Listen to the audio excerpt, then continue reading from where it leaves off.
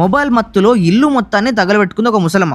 మన చేతుల్లో ఉండే మొబైల్ ఫోన్ చిన్న సైజ్ బాంబు కన్నా తక్కువేం కాదు. ఎప్పుడూ మండుతూ ఉండే లావా దగ్గర ఎన్ని వేల డిగ్రీ సెల్సియస్ టెంపరేచర్ ఉంటుందో దాంట్లో సగం టెంపరేచర్ మన ఫోన్ బ్యాటరీ పేలినప్పుడు ప్రొడ్యూస్ అవుతుంది.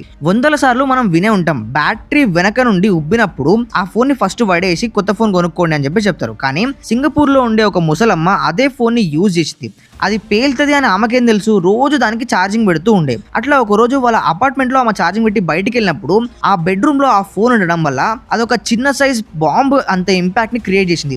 ఆ అపార్ట్మెంట్ మొత్తంలో 12th ఫ్లోర్ అనేది లేకుండా చేసేసింది. ఎందుకు అంత పెద్ద ఇంపాక్ట్ వచ్చిందంటే బ్యాటరీ నుంచి వచ్చే మంటలు నార్మల్ మంటలు కాదు. ఫోన్లలో, కార్లలో, ల్యాప్టాప్లలో యూజ్ చేసేది లిథియం అయాన్ బ్యాటరీస్. దీంట్లో ఉండే థర్మల్ అన్వేర్ వల్ల ఈ మంట సీదా 500 డిగ్రీ సెల్సియస్ అంత వేడిని ప్రొడ్యూస్ చేస్తుంది. బట్ ఆ బ్యాటరీ చిన్నది కాబట్టి ఇంపాక్ట్ అంత పెద్దగా అనిపించదు. కానీ సింగపూర్ ప్లేస్ లో ఆ రూమ్ పేలడం వల్ల ఆ రూమ్ లో ఉండే ఒక కుక్కపిల్ల చనిపోయింది అండ్ అక్కడ దగ్గరలో ఉండే ఒక చిన్న బాబుకి ఇంజురీస్ అయినాయి. అందుకే ఒకవేళ మీ ఫోన్ ఉబ్బుతున్నట్టు అనిపించినా కానీ వెంటనే దాన్ని మార్చేసేయండి.